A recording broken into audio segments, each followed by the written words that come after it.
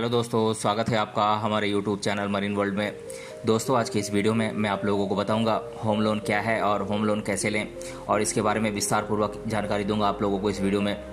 दोस्तों, वीडियो में आगे बढ़ने से पहले मैं आपसे रिक्वेस्ट करना चाहूँगा कि अगर आपने अभी तक इस चैनल को सब्सक्राइब नहीं किया है तो इसे ज़रूर सब्सक्राइब कर लीजिएगा, और अगर ये वीडियो अच्छा लगे तो इसे शेयर ज़रूर कीजिएगा। तो चलिए दोस्तों, इस वीडियो को स्टार्ट करते हैं। दोस्तों, हर व्यक्ति का सपना होता है कि उसके पास उसका खुद का घर हो, लेकिन आज के समय में महंगाई इतनी बढ़ गई है कि खुद का घर ले पाना हर किसी के लिए पॉसिबल नहीं है। अपना खुद का घर पाने के लिए होम लोन एक बहुत ही अच्छा विकल्प है, लेकिन सही जानकारी न होने के कारण लोग होम लोन लेने के लिए अप्लाई ही नहीं कर पाते हैं, और इसी कारण से लोगों का यह सपना अधूरा ही रह जाता है। तो चलिए जानते हैं कि होम लोन क्या होता है और होम लोन कैसे लें और कहाँ से लें। दोस्तों, जिस तरह से हम व्यापार करने के लिए, गाड़ी खरीदने के लिए और अपने बिजनेस को आगे बढ़ाने के लिए बैंक से लोन लेते हैं, ठीक उसी तरह से आप घर के लिए भी बैंक से लोन ले सकते हैं। होम लोन कोई भी ले सकता है। इसके लिए उसे किसी गवर्नमेंट जॉब या प्राइवेट जॉब में होना ज़रूरी नहीं है, या कोई बड़ा बिजनेसमैन या व्यापारी होना भी ज़रूरी नहीं है। अगर आप एक छोटे से व्यापारी भी हैं तो भी आप अपने लिए होम लोन ले सकते हैं। दोस्तों, होम लोन एक ऐसा लोन होता है जो घर खरीदने के लिए लिया जाता है, घर बनाने के लिए, प्लॉट खरीदने के लिए लिया जाता है। होम लोन बने हुए घर को रिनोवेट करने के लिए या फिर घर की मरम्मत करने के लिए भी लिया जाता है। आज के समय में सभी बैंक होम लोन देते हैं, तो आप अपनी सुविधा के अनुसार किसी भी बैंक या फिनांस कंपनी से भी होम लोन ले सकते हैं। दोस्तों, आज के समय में बैंक ही लोगों को उनकी सुविधा के अनुसार होम लोन देने लगा है। यानी अगर आप किसी एक होम लोन की कैटेगरी में नहीं आते हैं तो आप दूसरे किसी होम लोन के लिए आवेदन करके होम लोन ले सकते हैं। दोस्तों, बात करें टाइप ऑफ होम लोन की, यानी कि होम लोन के प्रकार की, तो ये 4 प्रकार के होते हैं। पहला है पर्सनल होम लोन, दूसरा है होम परचेजिंग लोन, और तीसरा है प्लॉट लोन, और चौथा है रिनोवेशन लोन। बात करें पहले टाइप की, यानी कि पर्सनल होम लोन की, तो पर्सनल होम लोन हम अपने घर को डिज़ाइन करने या फिर घर के लिए ज़रूरी फर्नीचर खरीदने के लिए ले सकते हैं। इस लोन से मिलने वाले पैसों का उपयोग हम अपने घर में किसी भी प्रकार से कर सकते हैं और अपने घर को सुंदर और मॉडर्न बना सकते हैं। बात करें होम परचेजिंग लोन की, तो होम परचेजिंग लोन हम घर खरीदने के लिए या फिर किसी बिल्डिंग में फ्लैट खरीदने के लिए ले सकते हैं। इस प्रकार के लोन मुख्य रूप से फ्लैट खरीदने के लिए ही लिए जाते हैं, ताकि किसी भी बिल्डिंग में जहां फ्लैट मिल रहा हो वहां फ्लैट खरीद सकें। दोस्तों, बात करें तीसरे प्रकार के लोन की, यानी कि प्लॉट लोन की, तो प्लॉट लोन भी होम लोन के अंतर्गत ही आता है, और इस लोन का उपयोग हम घर के लिए प्लॉट खरीदने में कर सकते हैं। प्लॉट लोन का उपयोग केवल ज़मीन खरीदने के लिए ही किया जा सकता है। बात करें चौथे टाइप के लोन, यानी कि रिनोवेशन लोन की, तो रिनोवेशन लोन बने हुए घर की मरम्मत करने के लिए लिया जाता है। इस लोन की मदद से हम अपने घर की मरम्मत करा सकते हैं और उसमें और कमरे बनवा सकते हैं, या फिर उसमें जो भी अन्य कार्य हम करवाना चाहते हैं वो सब करवा सकते हैं। दोस्तों, होम लोन लेने के लिए आपको होम लोन लेने के लिए एलिजिबल होना ज़रूरी है। होम लोन लेने के लिए आपकी न्यूनतम आयु 18 साल, तो अधिकतम आयु 60 वर्ष से अधिक नहीं होनी चाहिए। आपका बैंक में क्रेडिट स्कोर क्लियर होना चाहिए, कोई भी डिफ़ॉल्ट नहीं होना चाहिए। अगर आप एम्प्लॉई हैं तो आपको 2 साल तक का सैलरी रिकॉर्ड दिखाना होगा, लेकिन अगर आप खुद का रोज़गार करते हैं तो आपको अपने रोज़गार से होने वाली आय पर 5 साल का रिकॉर्ड दिखाना होगा। अगर आपने पहले से ही कोई लोन ले रखा है तो उस लोन का रिकॉर्ड भी आपको दिखाना होगा। होम लोन लेने से पहले आपको अपने होम लोन के लिए मूल्यांकन करना होगा, यानी कि इसका इवैल्यूएशन करना होगा, ताकि आप इसकी जानकारी बैंक को दे सकें। इसके लिए आपको घर की कुल लागत कितनी है इसका अनुमान लगाना होगा। आप अपने मकान में खुद का कितना पैसा लगाएंगे, आप कितने रुपए प्रति माह तक ईएमआई भर पाएंगे, आप कितने समय तक का लोन लेना चाहते हैं, इन सभी बातों को आपको डिटेल से बैंक को बताना होगा।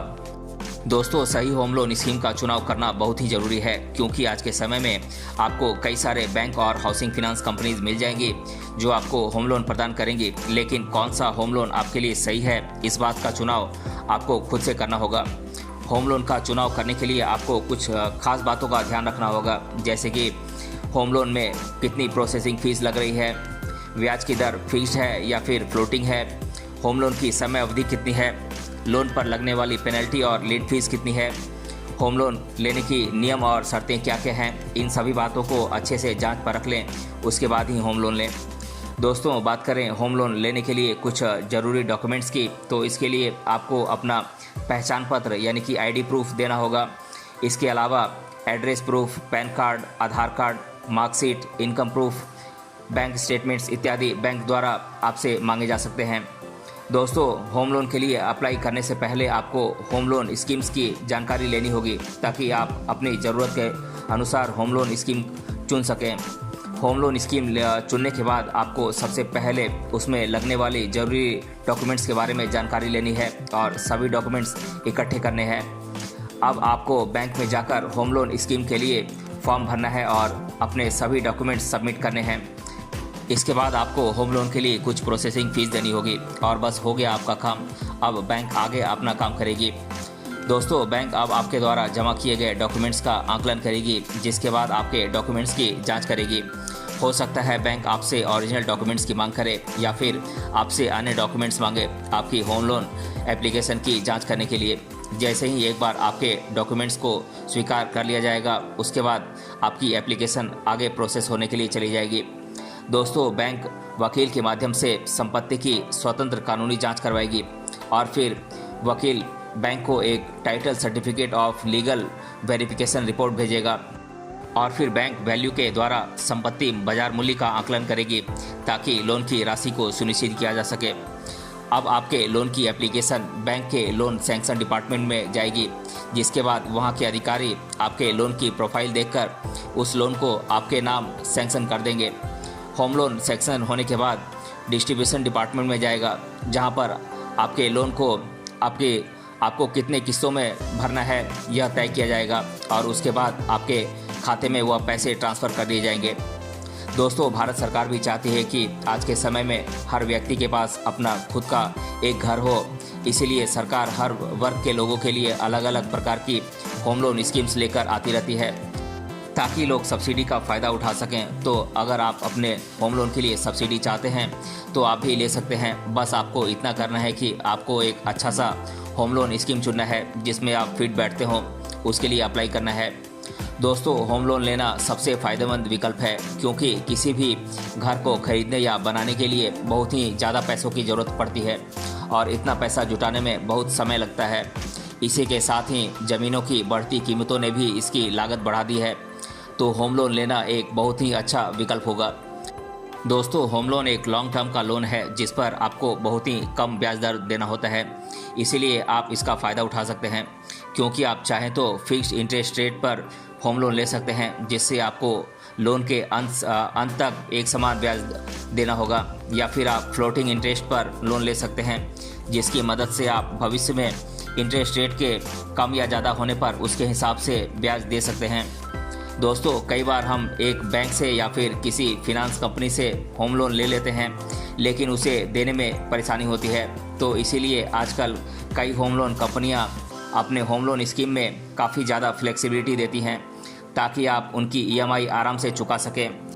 तो अगर आपके सामने कभी ऐसी परिस्थिति आ जाए कि आपको अपना होम लोन ट्रांसफ़र करवाना है, तो आप उसे ट्रांसफ़र करवा सकते हैं, लेकिन ध्यान रहे कि कई कंपनियां यह सुविधा नहीं देती हैं, इसीलिए लोन लेने से पहले इसकी जानकारी अच्छी तरह से ले लें।